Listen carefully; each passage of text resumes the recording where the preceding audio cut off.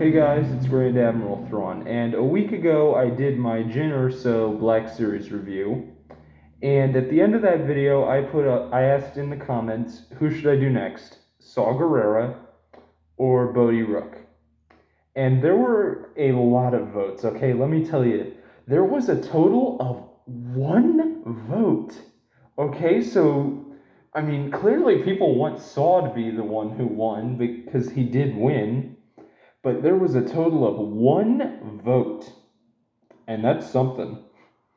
Anyway, so this figure actually has a ton of features and is a lot more, like, they put a lot of work into the Saw Gerrera figure. They could have just done, here, throw this together, boom, we're done. But no, they actually put a lot of detail into it and features, and I think it's pretty good.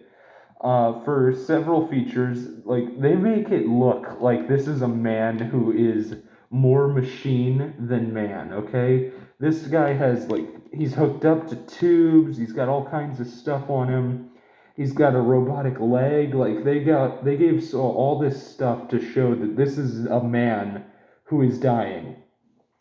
And they gave him his little thing that he uses to breathe in, which you can do this, so it'll actually fit on his face, like so. And then you can simply hook it back on, because there's a little hook here. Hook it back on, like so. And then this is a strange feature I just found out the other day, but what's weird is that his cape has the ability that you can undo this, but the other piece is not removable. So what's up with that feature? Was it supposed to make the cape seem removable? Because if so, why not make the whole cape removable? I don't get it. No, I'm just gonna put that back in there.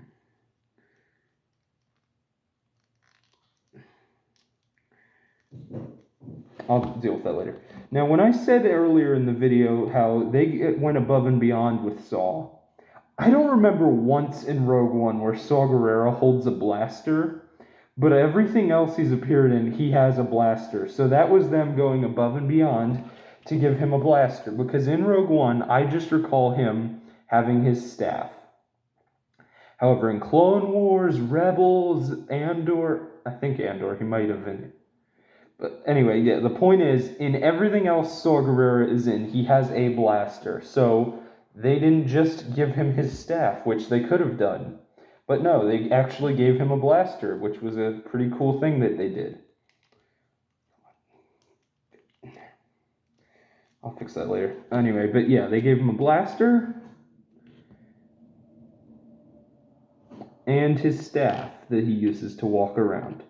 And unlike the Chirrut Imwe staff, this one is not something that can just randomly be two things that you connect together for some reason. Like I was saying, there are a lot of features, including when the whole cave, or, well, former temple, is collapsing on Saw when he pulls the plug on himself. That is a feature. I don't want to kill him, so I'm not going to do that for now. Although part of me does want to kill him after watching Bad Batch Season 2's ending. Maybe right now. Okay, sorry. Okay, but yeah, that is the cool feature that they gave Saw. He has a holster for his blaster right over here. And yeah, so as far as Saw Gerrera goes, he actually does have great posability, although, like, for example, this will pop out if you try posing him too much, so I tend not to do that. Plus, Saw Gerrera in Rogue One is not the most active human being. He more of just slouches around with his walking stick and orders people what to do for attacks. Because he had lost most of his body by then. Like he said, there's not much of me left in Rogue One. And fun fact, Saw Gerrera is actually the first person to go from animation to live action. Actually, no, that'd be Boba Fett. Oh yeah, it would be Boba Fett. The first Dave Filoni animated character to go from animation to live action. And yeah, that's a pretty cool fun fact about Saw. This looks just like Forrest Whitaker, by the way. I feel like pointing that out. And even with all the like scars that Saw has and all that, Yeah, they did a really good job with this. He has his armor, he's bigger than most figures because he's a big dude. And something that I was not able to say in any of the other Rogue One figure reviews that I finally can say now is this is a good color to pick for Rogue One, like that nice green color. Usually they do an amazing job with picking colors to represent each wave, like the Rebels wave, Clone Wars wave, like all the movies, they have a good color picked for the wave most of the time. There are a few occasions where they just go lazy and redo the same color for something, but this is not one of those cases. This is a case where they did an amazing job, and that's also a very good image of Saw Gerrera right there. So I think they did a pretty good job on the back, same image, bit of information. I do think Saw was not necessarily required to be one of the bigger figs that are a little extra money, but although he is bigger than your average figure, I feel like they could have still made him the average figure box instead of the big ones.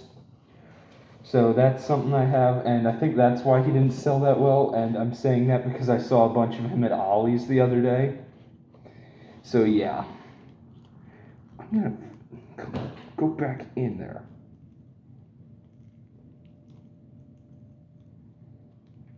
Okay, I'll finish that after the video. What are my thoughts on the figure? I don't actually have any flaws with them. I mean, posability is not a good thing about the figure, but who wants Saw Gerrera to be in a great pose? I mean, most of the movie he's just walking with his stick, dying for the most part. And other than that, I think they did an amazing job, okay? They did an amazing job with detail. Like, this looks just like Saw Gerrera does in Rogue One. Anyway, I think this is a 10 out of 10 figure because there's nothing really wrong with it at all. And yeah, the box looks nice. This is Grand Admiral Thrawn signing off, and my next video will be the final member of the Rogue One wave, Bodhi Rook.